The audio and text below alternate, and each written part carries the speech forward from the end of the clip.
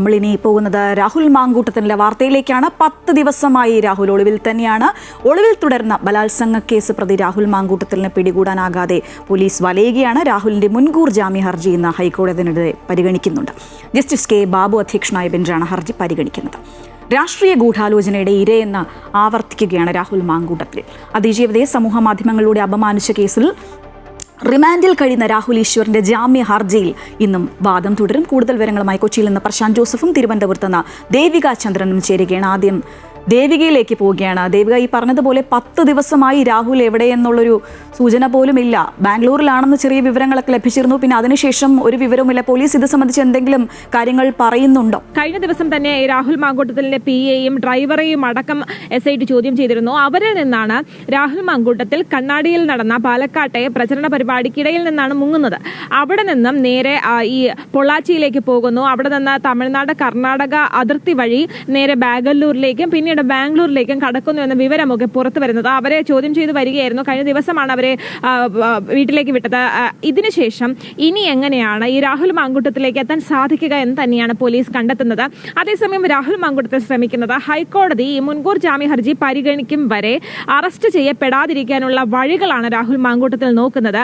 ഈ വിധി വന്നതിന് ശേഷം കീഴടങ്ങുകയോ അല്ലെങ്കിൽ പോലീസിന്റെ വലയിലാവുകയോ ചെയ്യുമെന്ന് തന്നെയാണ് നമുക്ക് പ്രതീക്ഷിക്കാൻ സാധിക്കുന്നത്. എന്തായാലും കർണാടകയിലെ ഒരു അഭിഭാഷകയുടെ സഹായത്തോടു കൂടി ഒരു റിസോർട്ടിൽ താമസിക്കുകയായിരുന്നു എന്ന വിവരങ്ങൾ പുറത്തു വന്നിരുന്നു.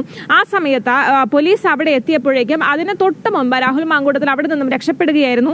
എന്തായാലും കൃത്യമായിട്ടുള്ള സഹായങ്ങൾ ഈ കാര്യത്തിൽ രാഹുൽ മാങ്കൂട്ടത്തിന് കിട്ടുന്നുണ്ട് എന്ന് തന്നെയാണ് മനസ്സിലാക്കാൻ. ശ്രീജ.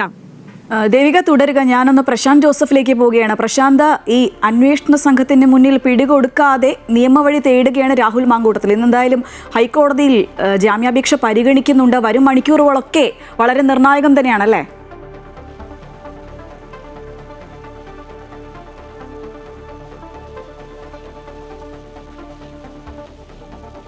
തീർച്ചയായും ശ്രീജ, ദേവിക സൂചിപ്പിച്ചതുപോലെ ഒളിവിൽ കഴിയുന്ന രാഹുൽ മാങ്കൂട്ടത്തിൻ്റെ മുൻകൂർ ജാമ്യാപേക്ഷ ഇന്ന് ഹൈക്കോടതി പരിഗണിക്കുകയാണ്. ജസ്റ്റിസ് കെ ബാബുവിൻ്റെ ബെഞ്ചാണ് ഇന്ന് ഹർജി പരിഗണിക്കുക.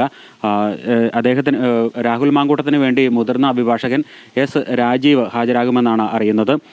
ഏതായാലും നമുക്ക് മനസ്സിലാകുന്ന കാര്യം, താൻ നിരപരാധിയാണ്, കേസുമായി സഹകരിക്കും, അന്വേഷണവുമായി സഹകരിക്കും തുടങ്ങിയ വാദങ്ങളാണ് രാഹുൽ മാങ്കൂട്ടത്തിൽ മുൻകൂർ ജാമ്യ ഹർജിയിൽ ചൂണ്ടിക്കാട്ടുന്നത്. തനിക്കെതിരെ ഉയർന്നിരിക്കുന്നത് രാഷ്ട്രീയ പ്രേരിതമായ ഒരു കേസാണ്. ഇത് രാഷ്ട്രീയ ഗൂഢാലോചനയാണ് തനിക്കെതിരെ ഉയർന്നിരിക്കുന്ന കേസിലുള്ളത്.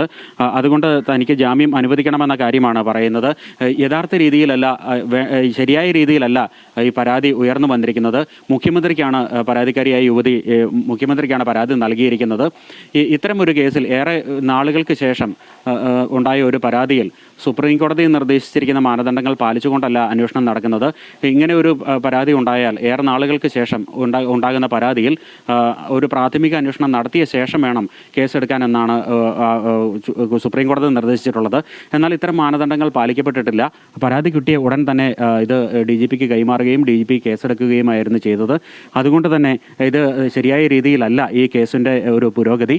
അതിനാൽ ഇത്തരം കാര്യങ്ങൾ പരിഗണിച്ചുകൊണ്ട് ജാമ്യം നൽകണം. കേസുമായി പൂർണ്ണമായി സഹകരിക്കും. യുവതിയും താനും തമ്മിലുള്ള സംഭാഷണത്തിൻ്റെ പൂർണ്ണമായ കാര്യങ്ങൾ തൻ്റെ പക്കലുണ്ട്. എന്നാൽ പോലീസ് തൻ്റെ പിന്നാലെ ഉള്ളതിനാൽ തനിക്കിത് കോടതിയിലോ മറ്റോ ഹാജരാക്കാൻ സാധിക്കാത്ത ഒരു സാഹചര്യമുണ്ട്.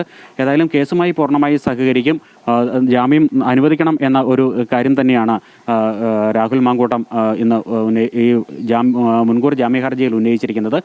ഇന്ന് ജസ്റ്റിസ് കെ ബാബുവിൻ്റെ ബെഞ്ച് ഈ കേസ് പരിഗണിക്കുമ്പോൾ രാഹുൽ മാങ്കൂട്ടത്തിന് വേണ്ടി മുതിർന്ന അഭിഭാഷകൻ S. രാജീവ് ഹാജരാകും. 32ാമത്തെ ഐറ്റമായാണ് കേസ് പോസ്റ്റ് ചെയ്തിരിക്കുന്നത്. ഏതായാലും ശ്രീജ സൂചിപ്പിച്ചതുപോലെ തന്നെ ഇന്നും ഏറെ ഉദ്വേഗത്തോടെ രാഷ്ട്രീയ കേരളം ഉറ്റുനോക്കുന്ന ഒരു സംഭവങ്ങളാണ് ഇന്നും ഹൈക്കോടതിയിൽ ഉണ്ടാവുക എന്നാണ് നമുക്ക് മനസ്സിലാക്കാൻ കഴിയുന്നത്. ശ്രീജ, എന്തായാലും വരും മണിക്കൂറുകളൊക്കെ എന്താകും എന്നുള്ളൊരു ആകാംക്ഷ തന്നെയാണ്. ഞാൻ വീണ്ടും ദേവികയിലേക്ക് പോവുകയാണ്. ദേവിക, ഈ പറഞ്ഞതുപോലെ ഈ 2ാമത്തെ കേസിലും മൊഴി നൽകാൻ തയ്യാറാണെന്ന് പരാതിക്കാരി അറിയിച്ചിട്ടുണ്ട്. അതിൻ്റെ ഫോളോ അപ്പ് എന്തായി? അതിൻ്റെ കാര്യങ്ങൾ അറിഞ്ഞാൽ കൊള്ളാമെന്നുണ്ട്. ഒപ്പം തന്നെ ഈ രാഹുൽ ഈശ്വറിൻ്റെ ജാമ്യ ഹർജിയിൽ ഇന്നും വാദം തുടരുകയാണല്ലോ, അതുകൂടി. ശ്രീജ, ഈ ഒന്നാമത്തെ കേസിലാണ് ഇപ്പോൾ നിലവിൽ മുൻകൂർ ജാമ്യാപേക്ഷ ഈ രാഹുൽ മാങ്കൂട്ടത്തിൽ ഹൈക്കോടതിയിൽ സമർപ്പിച്ചിരിക്കുന്നത്. ആ കേസിൽ ജാമ്യം ലഭിച്ചാൽ കൂടി ഈ രണ്ടാമത്തെ ബലാത്സംഗ കേസിൽ രാഹുൽ മാങ്കൂട്ടത്തിലിനെ അറസ്റ്റ് ചെയ്യാൻ സാധിക്കും. ആ നീക്കവുമായി തന്നെയാണ് അന്വേഷണ സംഘം മുന്നോട്ട് പോകുന്നത്. കഴിഞ്ഞ ദിവസം ഇത്തരത്തിൽ AIG ജി പൂങ്കുഴലിയുടെ നേതൃത്വത്തിൽ ഒരു അന്വേഷണ സംഘത്തെ രൂപീകരിച്ചിരുന്നു. ആ അന്വേഷണ സംഘമാണ് രണ്ടാമത്തെ ബലാത്സംഗ കേസ് അന്വേഷിക്കുന്നത്. ഈ യുവതി 23 വയസ്സുകാരിയാണ്, കർണാടക സ്വദേശിയാണ്. നേരത്തെ തന്നെ യുവതി ഇത്തരത്തിൽ താൻ മൊഴി നൽകാൻ സന്നദ്ധയാണ് എന്ന കാര്യം ഈ അന്വേഷണ സംഘത്തെ അറിയിച്ചിട്ടുണ്ട്. അപ്പോൾ ഈ യുവതിയുടെ മൊഴി എടുത്ത് മുന്നോട്ട് പോകാൻ തന്നെയാണ് ഈ പ്രത്യേക അന്വേഷണ സംഘം തീരുമാനിച്ചിരിക്കുന്നത്. കാരണം ഈ കേസാണ് കുറച്ചുകൂടി ഗൗരവമുള്ള കേസ്. കാരണം 23 വയസ്സുള്ള ഒരു പെൺകുട്ടി, ആ പെൺകുട്ടിയുടെ സമ്മതമില്ലാതെ ഒരു റിസോർട്ടിൽ കൊണ്ടുപോയി ഈ പെൺകുട്ടിയെ ബലാത്സംഗം ചെയ്യുകയാണ്. ആ പരാതിയാണ്. അത്തരത്തിലുള്ള അതീവ ഗുരുതരമായിട്ടുള്ള ആരോപണങ്ങളാണ് ഇത്തരത്തിൽ ഈ യുവതി ഈ രാഹുൽ മാങ്കൂട്ടത്തിനെതിരെ ഉന്നയിക്കുന്നത്. KPCC പ്രസിഡന്റിന് കിട്ടിയ പരാതി അദ്ദേഹമാണ് ഇത്തരത്തിൽ പോലീസിനെ കൈമാറുന്നതും അതിലൊരു പ്രത്യേക അന്വേഷണ സംഘം, അതായത് ഒരു വനിതാ ഉദ്യോഗസ്ഥ നേതൃത്വം നൽകുന്ന ഒരു അന്വേഷണ സംഘത്തെ രൂപീകരിക്കുന്നതും.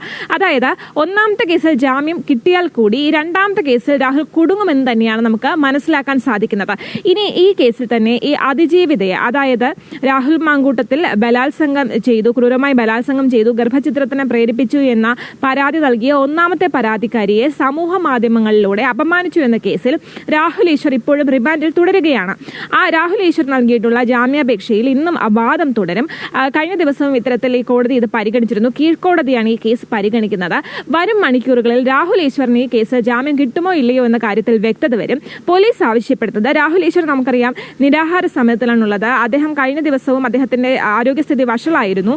രാഹുൽ ഈശ്വർ ഒരു തരത്തിലും അന്വേഷണത്തോട് സഹകരിക്കുന്നില്ല എന്നും കൂടുതൽ ദിവസത്തിലേക്ക് ഈ കസ്റ്റഡി കാലാവധി നീട്ടിക്കിട്ടണമെന്നും ഈ പോലീസും കൂടി അപേക്ഷിക്കുമെന്ന് തന്നെയാണ് നമുക്ക് മനസ്സിലാകുന്നത്. എന്തായാലും രാഹുൽ മാങ്കൂട്ടത്തിന് വേണ്ടിയിട്ടുള്ള അന്വേഷണം ഊർജിതമാക്കുകയാണ്.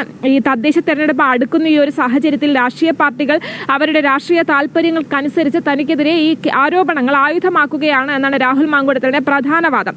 അതിൽ രാഹുൽ മാങ്കൂട്ടത്തിൽ പറയുന്നത് താൻ അന്വേഷണ ഉദ്യോഗസ്ഥർക്ക് മുൻപിൽ ഹാജരാകാൻ തയ്യാറാണ്, പക്ഷേ ഈ പരാതി താമസിച്ചാണ് ലഭിക്കുന്നതെങ്കിൽ ഒരു പ്രാഥമിക അന്വേഷണം നടത്തിയിട്ട് മാത്രം അറസ്റ്റിലേക്ക് നീങ്ങണം എന്നാണ് രാഹുൽ മാങ്കൂട്ടത്തിൽ കോടതിയുടെ മുന്നിലേക്ക് വയ്ക്കുന്ന ഒരു വിവരം. എന്തായാലും വരും മണിക്കൂറുകളിൽ ഇതിലെല്ലാം ഒരു വ്യക്തത വരും. ശ്രീജ, തീർച്ചയായും വരും മണിക്കൂറുകളിൽ എന്തൊക്കെ ഉത്തരം ലഭിക്കുമെന്ന് നമുക്ക് കാത്തിരുന്ന് തന്നെ കാണാം. രാഹുൽ മാങ്കൂട്ടത്തിലിനെ പിടികൂടാനാകുന്നില്ല. 10ാം ദിവസവും പോലീസ് അന്വേഷണത്തിൽ തന്നെയാണ്. ഇന്ന് ജാമ്യാപേക്ഷയും ഹൈക്കോടതി പരിഗണിക്കുന്നുണ്ട്. വിവരങ്ങളുമായി ചേരുകയായിരുന്നു പ്രശാന്ത് ജോസഫും ദേവിക ചന്ദ്രൻ.